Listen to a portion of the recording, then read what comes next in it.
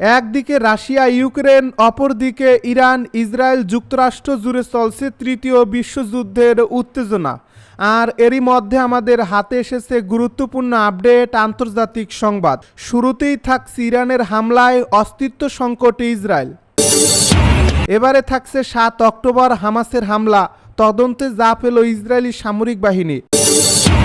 আরও জানাবো ইসরায়েলের কাছে $3 বিলিয়ন অস্ত্র বিক্রি করবে যুক্তরাষ্ট্র। এবারে থাকছে আল আকসা মসজিদে ফিলিস্তিনিদের বিধিনিষেধ ইসরায়েলের।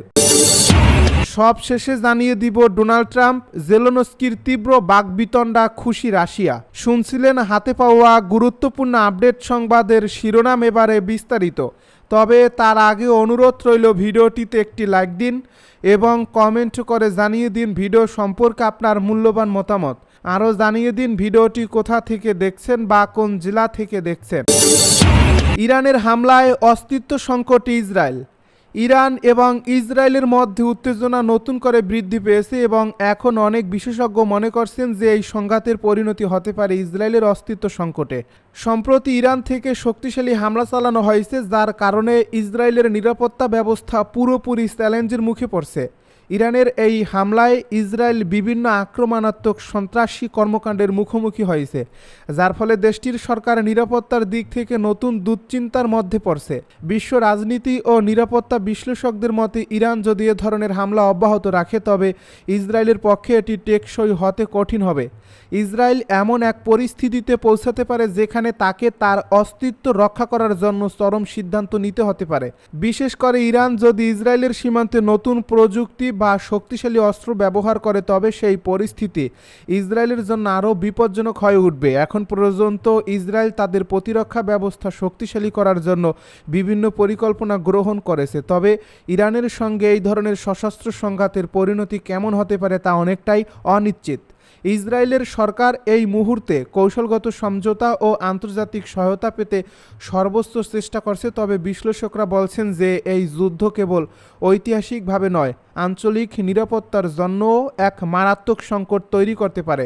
বর্তমানে আন্তর্জাতিক মহলও উদ্বিগ্ন। তারা আশা করছে দুই দেশের মধ্যে বিরোধ শান্তিপূর্ণ উপায়ে সমাধান হবে, তবে পরিস্থিতি যদি উত্তপ্ত হতে থাকে তবে মধ্যপ্রাচ্যের দেশগুলোর মধ্যে নতুন সংঘাতের সূচনা হতে পারে, যা শুধু ইসরায়েল ইরান নয় বরং গোটা বিশ্বে নিরাপত্তা ব্যবস্থা বিপর্যস্ত হতে পারে। ৭ অক্টোবর হামাসের হামলা, তদন্তে যা পেল ইসরায়েলি সামরিক বাহিনী। ফিলিস্তিনি প্রতিরোধ আন্দোলন হামাস বছরের পর বছর ধরে ইসরায়েলের সঙ্গে চাতুরি করছে, আর ২০২৩ সালের ৭ অক্টোবর সশস্ত্র সংগঠনটি দ্রুত ইসরায়েলি সামরিক ডিভিশন দখল করে তাদের পরাজিত করছে। ইসরায়েলি সেনাবাহিনীর একটি অভ্যন্তরীণ তদন্ত প্রতিবেদনে এমনটাই বলা হয়েছে, খবর মিডল ইস্ট আইয়ের। বৃহস্পতিবার প্রকাশিত ওই তদন্ত প্রতিবেদনে দেখা গেছে সেদিন ইসরায়েলি সেনাবাহিনী দেশটির বেসামরিক নাগরিকদের রক্ষা করতে ব্যর্থ হয়। তারা হামাসের নেতৃত্বে হামলার জন্য প্রস্তুত ছিল না। প্রসঙ্গত হামাসের ওই দিনের হামলায় প্রায় ১২০০ মানুষ নিহত হন এবং ২৫১ জনকে জিম্মি করে গাজায় নিয়ে যায় হামাসের যোদ্ধারা। ফিলিস্তিনি স্বাধীনতা আন্দোলনের সশস্ত্র শাখাটি সকাল ৬টা ২৯ হামলা চালানোর কয়েক ঘন্টার মধ্যেই ইসরায়েলের দক্ষিণ কমান্ডের তথাকথিত গাজা ডিভিশনের কমান্ডো এন্ড কন্ট্রোল ভেঙে পড়ে। ডিভিশনের দক্ষিণ ব্রিগেড কমান্ডার আশাফ হামামি এবং অনেক কোম্পানি ও প্লাটুন কমান্ডার সহ শীর্ষ ইসরায়েলি কর্মকর্তারা সকাল ৭টা নাগাদ হামাস যোদ্ধাদের হাতে নিহত হন। ইসরায়েলি নিরাপত্তা সূত্রের বরাত দিয়ে প্রকাশিত এ প্রতিবেদন অনুসারে সেদিন গাজার সীমান্তে মাত্র ৭৬৭ জন সেনা মোতায়েন ছিল। সেদিন প্রায় ৪,০০০ হামাস যোদ্ধা স্থল, আকাশ এবং সমুদ্র পথে ওই অঞ্চলে প্রবেশ করে। ইসরায়েলের কাছে $3 বিলিয়ন অস্ত্র বিক্রি করবে যুক্তরাষ্ট্র। ইসরায়েলের কাছে প্রায় $3 বিলিয়ন অস্ত্র বিক্রির পরিকল্পনা করছে যুক্তরাষ্ট্র। এর মধ্যে হাজার হাজার বোমা এবং $295 মিলিয়ন মূল্যের সাঁজোয়া বুলডোজার রয়েছে। মার্কিন পররাষ্ট্র দপ্তর এ তথ্য জানিয়েছে কংগ্রেসকে। শনিবার এক প্রতিবেদন এই তথ্য জানিয়েছে টাইমস অফ ইসরায়েল। পররাষ্ট্র দপ্তরের মতে 3টি পৃথক বিক্রয়ের প্রস্তাব অনুমোদনের জন্য কংগ্রেসে পাঠানো হয়েছে। এর মধ্যে একটি $2.04 বিলিয়ন 35,529 MK-84 BLU 117 ভারী বোমা এবং 4000 I-2000 পেনট্রেটর ওয়ারহেডের জন্য। এগুলো আগামী বছর সরবরাহ করবে বলে আশা করা হচ্ছে। দ্বিতীয়টি 675.7 মিলিয়ন ডলারে 201 এমকে 83,01,000 পাউন্ড বোমা, 4,799 বুলু 110 এবি 1000 পাউন্ড বোমা এবং 5,000 জেডিএএম নির্দেশিকা কিটের জন্য। এটি 2028 সালে দেওয়া হবে বলে প্রত্যাশা করা হচ্ছে। তৃতীয়টির আনুমানিক মূল্য 295 মিলিয়ন ডলার। এর মধ্যে D9 ক্যাটারপিলার বুলডোজার এবং সংশ্লিষ্ট সরঞ্জাম। ইসরায়েলি সেনাবাহিনী যে বুলডোজার ব্যবহার করে তার সরবরাহ 2027 সালে শুরু হবে বলে আশা করা হচ্ছে। আল আকসা মসজিদে ফিলিস্তিনিদের বিধিনিষেধ ইসরায়েলের। পবিত্র রমজান মাসেও জেরুজালেমের পুরাতন নগরীর আল আকসা মসজিদ প্রাঙ্গণে নিরাপত্তার নামে নতুন বিধিনিষেধ আরোপ করতে যাচ্ছে ইসরায়েল।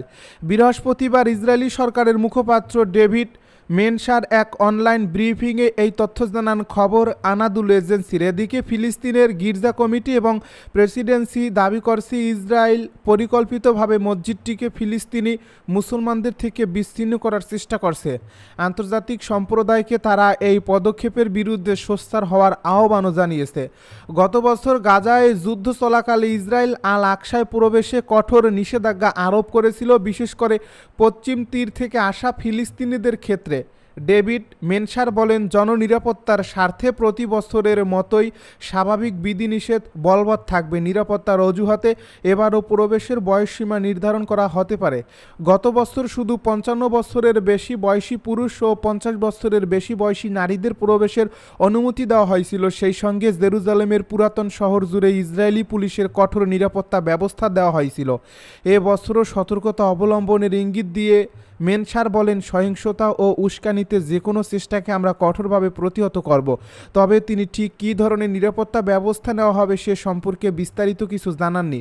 আল আকসা মসজিদ ফিলিস্তিনিদের জাতীয় পরিচয়ের প্রতীক হিসেবে বিবেচিত হয়। দীর্ঘদিনের রীতির অংশ হিসেবে ইহুদিরা সেখানে প্রবেশ করতে পারলেও প্রার্থনার অনুমতি নেই।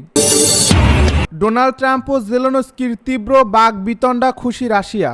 হোয়াইট হাউসের ওভাল অফিসের বৈঠকে মার্কিন প্রেসিডেন্ট ডোনাল্ড ট্রাম্প ও ভাইস প্রেসিডেন্ট জেডি ভান্সের সঙ্গে নজিরবিহীন বাকবিতণ্ডায় জড়িয়েছেন ইউক্রেনের প্রেসিডেন্ট ভলোদিমির জেলেনস্কি। এতে এক পর্যায়ে জেলেনস্কিকে হোয়াইট হাউস ত্যাগ করতে বলা হয়। মার্কিন একজন কর্মকর্তা এই তথ্য নিশ্চিত করেছেন। এ ঘটনার পর প্রতিক্রিয়া জানিয়েছে রাশিয়া, খবর বিবিসি ও আল জাজিরার। রুশ পররাষ্ট্র মন্ত্রণালয় বলছে, মার্কিন প্রেসিডেন্ট ডোনাল্ড ট্রাম্প বদমাশ জেলেনস্কিকে যথেষ্ট সংযম দেখিয়েছেন। বার্তা আদান প্রদানের মাধ্যম টেলিগ্রামে এক পোস্টে রাশিয়ার পররাষ্ট্র মন্ত্রণালয়ের মুখপাত্র মারিয়া জাখারোভা লিখেন, আমি মনে করি জেলেনস্কির এক গাদা মিথ্যা কথার মধ্যে সবচেয়ে বড় মিথ্যা ছিল হোয়াইট হাউসে তিনি দাবি করেছেন 2022 সালে কিয়েভ সরকার একা ছিল, কোনো সমর্থন পায়নি। এই ঘটনার পর মস্কো ভিত্তিক প্রতিরক্ষা বিশ্লেষক পাভেল ফেলগেনহাওয়ার বলেছেন, ট্রাম্প জেলেনস্কির বিশৃঙ্খলা দেখে খুশি হবে রাশিয়া। পাভেল বলেন, যুক্তরাষ্ট্রের সহায়তা ছাড়া এই যুদ্ধ চালিয়ে যেতে বিপাকে পড়বে ইউক্রেন। আল জাজিরাকে পাভেল বলছেন, মস্কোতে অবশ্যই সকলে খুশি হবেন যে জেলেনস্কি ও ডোনাল্ড ট্রাম্প প্রকাশ্যে বিশৃঙ্খলার মধ্যে আছেন।